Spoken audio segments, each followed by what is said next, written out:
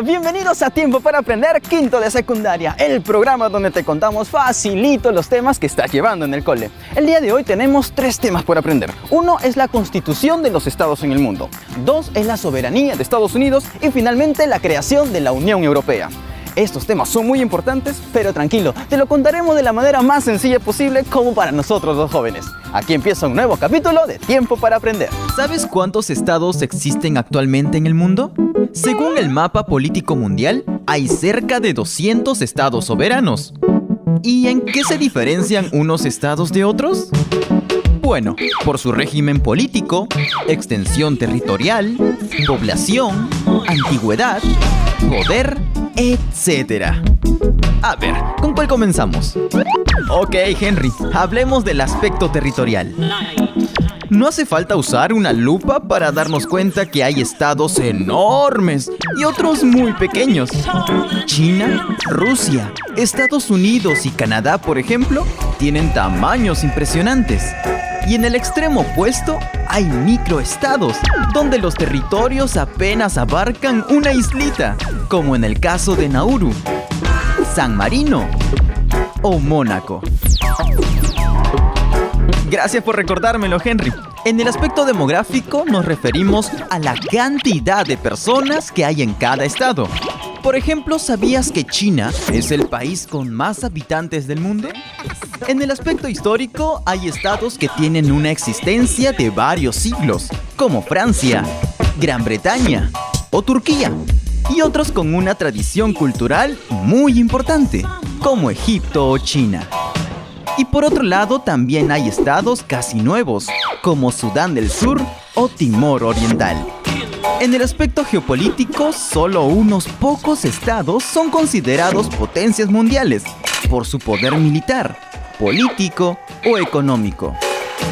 Por eso, Estados Unidos es hoy en día la única superpotencia mundial, mientras que China, Rusia, Francia, Gran Bretaña, Japón y Alemania son potencias menores con cierto grado de influencia en el mundo.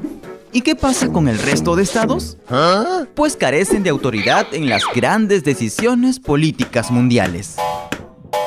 El mapa político mundial que ves en los libros no fue así desde un inicio. A lo largo del siglo XX experimentó algunas modificaciones.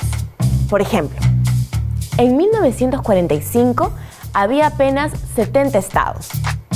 En 1970, cerca de 90. A comienzos de 1990 ya eran 160. Y hoy en día son casi 200 estados en los 5 continentes. Ahora que ya conocimos un poco sobre los estados del mundo, centrémonos en el país de los grandes puentes colgantes, los rascacielos y la Estatua de la Libertad. Me refiero a los Estados Unidos. ¿Sabes por qué se dice que los Estados Unidos es la única superpotencia mundial? Gracias a su enorme poder económico, militar, político y cultural. Y por eso es que también se dice que vivimos en un mundo unipolar, lo que significa que una sola potencia tiene el dominio del sistema geopolítico mundial. Estados Unidos es un país que influye en las decisiones que se toman en otros países y se basa en estos factores.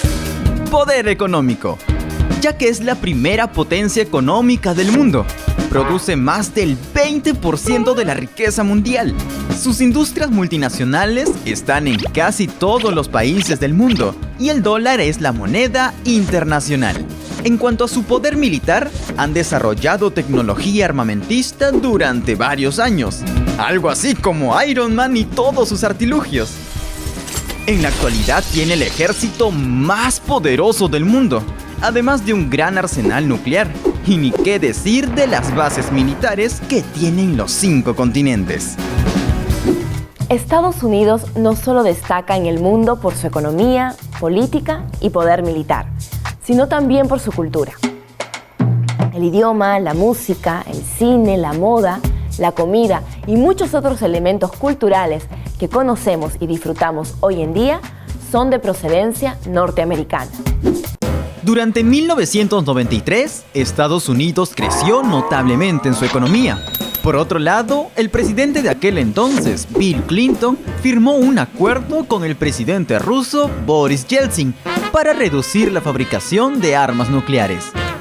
Y entre otros acontecimientos históricos de la historia, el gran grupo de los republicanos recuperaron el poder por medio de George Bush en el año 2001. Y por último, en el año 2008 ganó por primera vez las elecciones presidenciales un ciudadano afroamericano, Barack Obama, empezando su gobierno en el 2009, y es reelegido en el cargo presidencial en el año 2012 por otros 4 años más. Yes, we can. Si un día en clase tu profe te pregunta por qué Estados Unidos es considerada una superpotencia mundial, recuerda que es debido a su poder político, económico, diplomático, militar y cultural. Ahora vayamos al viejo continente porque nos toca aprender cómo se creó la Unión Europea. Presta mucha atención porque es algo que puede venirte en un examen y además debes tenerlo como cultura general. ¿Cuánto sabes de Europa? Nada. A ver, lo conforman 50 países, donde Rusia a simple vista es el más grande y donde el Vaticano es el país más pequeño de Europa, pese a estar dentro de Italia. Sí, el Vaticano es un país dentro de otro país. Otra cosa más que podemos aprender de Europa es que alberga algunas de las obras más importantes, como el Coliseo Romano, el Partenón de Atenas o la Torre Eiffel. Además, el viejo continente atravesó 2 guerras mundiales en el siglo XX y varios dictadores ambiciosos de poder que finalmente dejaron de existir y ya solo son parte de los libros de historia. Y si te gusta el deporte, actualmente en Europa están los mejores y más caros clubes de fútbol, como el Real Madrid, el Barcelona, el Inter de Milán o el Manchester City. Pero ahora hablemos de la Unión Europea. En 1957, 6 países europeos firmaron el Tratado de Roma. Este tratado permitía el libre comercio de mercancías entre estos países. Con el fin de integrar a los países europeos, el 7 de febrero de 1992, los países de la Comunidad Económica Europea, que por entonces eran solo 12, suscribieron el Tratado de la Unión Europea, o también conocido como Tratado de Maastricht. Y así se formó la Unión Europea. ¿Y esto qué involucraba? La creación del euro como moneda única, la libre circulación de mercancías, capitales y personas, el apoyo económico a los países que se encuentren más vulnerables, igualdad en crecimiento económico y respeto al medio ambiente, y la creación de la ciudadanía de la Unión Europea, que implicaba que todas las personas de los países miembros tuvieran los mismos derechos. Sin embargo, pese a los avances diplomáticos y burocráticos, el dinero que la Unión Europea destina a la investigación y a la tecnología no es suficiente. Por eso su industria está más atrasada en sectores como la biotecnología o la informática, y la productividad de sus empresas es más baja que otros países, como Estados Unidos o Japón, que van creando increíbles inventos. Esto fue la creación de la Unión Europea. Ahora es tu turno. ¿Recuerdas a qué nos referimos con aspecto demográfico? Número de ciudades dentro de un país. Cantidad de habitantes de un lugar. Forma que tiene la superficie de una ciudad. Bien, la demografía estudia la cantidad de población en un área geográfica determinada, que puede ser una ciudad o incluso un país. ¿Por qué se dice que vivimos en un mundo unipolar? Porque todos los países tienden al crecimiento. Porque la democracia es igual en todos los estados. Porque una sola potencia tiene dominio geopolítico mundial. Cuando hablamos de un mundo unipolar, nos referimos a la hegemonía que tiene Estados Unidos hacia el resto del mundo, es decir, la influencia que tiene sobre los otros estados.